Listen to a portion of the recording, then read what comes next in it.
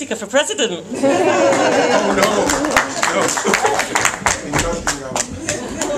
Barack Obama's hair is completely white now. I don't know if I want that. Have you noticed? That's what the presidency does to you. Right then, so absolutely fascinating stuff. I'm sure you've got your questions. Just to say hello to, there's so many, I won't say hello to everybody, but very warm welcome, Councillor Campbell. Councillor Campbell's one of our beloved councillors here in Nottingham. You've probably got some questions for Matt. Councillor Campbell? Okay. Yes, there she is. 22 years. What's, oh, wow, okay. 22 Good. years, yeah. Wonderful. Yes, I'm interested because obviously I have to say I had this dream. I'm not Martin Luther King, but at the time when Barack was, I was out by about 250,000 votes in my dream that I dreamt that he won, in the United States, and I agree with you because it's about expectations. I was listening recently to a African American woman saying he's let her down, but he hasn't let people down. What it is took on a big agenda. When you're going into politics and something's broken, you have to try and replenish it. And that's what he had to do because a lot of broken things happen in the United States. So the journey for him was quite tight. My worry is in all the states, because I was very blessed to visit the United States last November. I visited all of New York, the health project, and Atlanta. Okay. And I saw the differential between I keep calling people of color, I said African Americans. And there was the inequalities between the African Americans and the inequality between the host white communities. Yeah. So I saw those two contrasting issues. And so I was very privileged to go and look at some health exchange.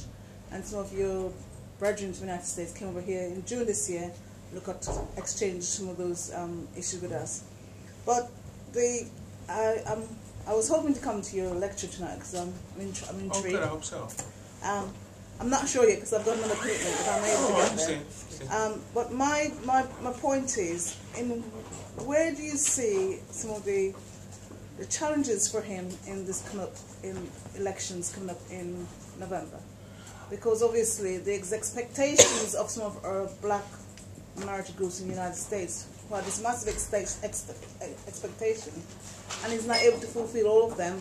You don't fulfill your first term of office, you cannot fulfill some of those things second term of office. That's the way things are. Yeah. So what do you think are some of the challenges? Well, I think, first I'll say too, just by way of context, when I say people of color, I mean blacks, Latinos, Asians, everybody. When I'm talking about black folks, I just say African Americans, black folks, and people of African descent.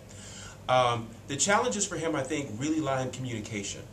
He has to, and his team has to, rekindle the brilliant way that they got their message across during the election.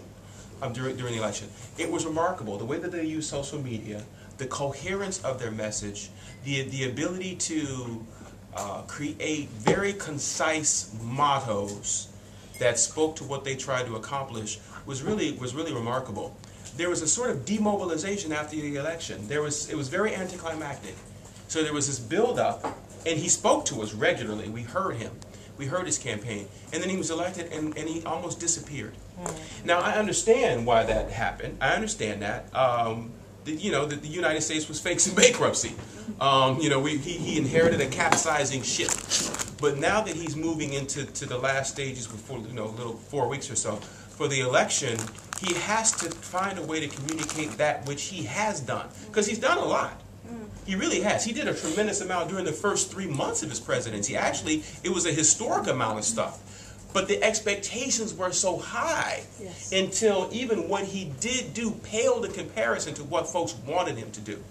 And as an educator, I can tell you, even in my classes, I teach, the question was asked on the radio earlier, I teach predominantly white students at my university. And most of them come into the class knowing absolutely nothing about black history beyond Martin Luther King, or something of that nature.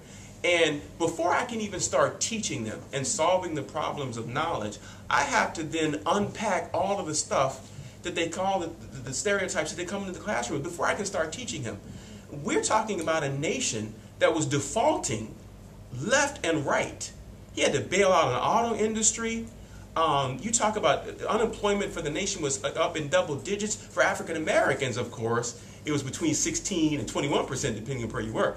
But we're talking about monumental stuff. And I was hearing folks saying, well, what about gays in the military? And what about this and what about that? This is weeks into his presidency, when we were going bankrupt as a nation. As a politician, you have to make choices. Yes. And, you know, so that's my take. But I think communication, they have to be able to let us know what he has done. Sotomayor, the first Latino on the Supreme Court. Eric Holder, the first African American as an Attorney General. He just signed a massive act that targets African American, the educational gap for African Americans from kindergarten through college, with major money behind it. He did that as well. We're talking about coming out publicly in support of gay marriage for those constituencies who wanted him to do it. He did that. He's looked at the issues of gays in the military. Massive appropriations for student loans to help people across the board. I sound like I'm on his campaign, but I'm not. I'm just telling you what he did. Okay. You sound like he used to sound. Right. Well, right. You were recapturing that passion. Yeah. And I think that's part of the difficulty. Is one of the reasons he may have had that passion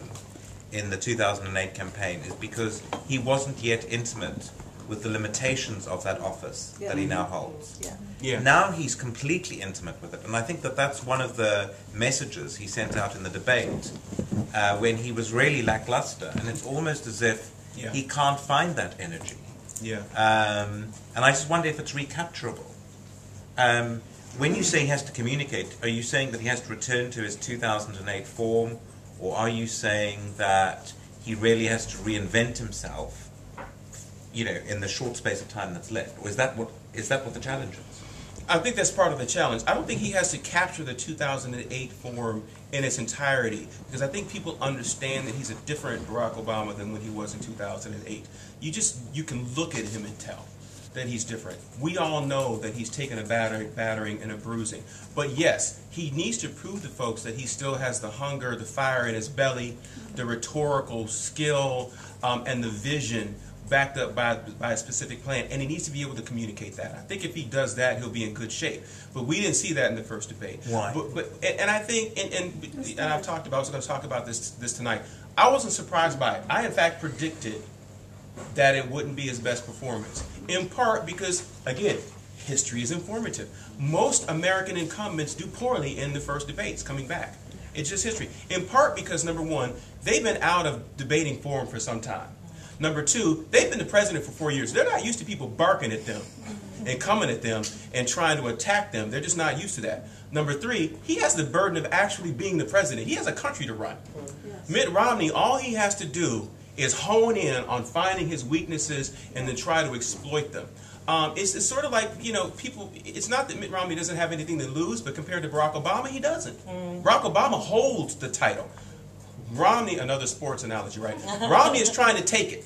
And so, and the other thing too is a lot of presidents have used it as reconnaissance. Yes. To sort of, you know, it was lackluster, but it was also very deliberate and almost professorial. So his responses were long and detailed and uninspiring. That's not really what we're used to. It wasn't though I don't think, in terms of what he said, what came out of his mouth, it wasn't bad. But debates are largely symbolic. They're theater. Because you're going to hear the same stuff you've been hearing on the campaign trail. They're not going to come into a debate and say usually some radically different thing. It's how they perform. But history has shown us that presidents like Obama will come back and do better. Reagan has a whole era named after him. He did horrible in his first debate. And he came back, won, and just dominated American politics for the rest of his presidency. I think you'll see a different Obama in this election. I also think he's going to be buttressed by the vice presidential debate. If you can watch it, because the fireworks will be there. Biden and Ryan have difficulty censoring themselves. They're both very verbose people, and I think you're going to. It'll set up a good stage for Obama to come back. I think you'll see a different one.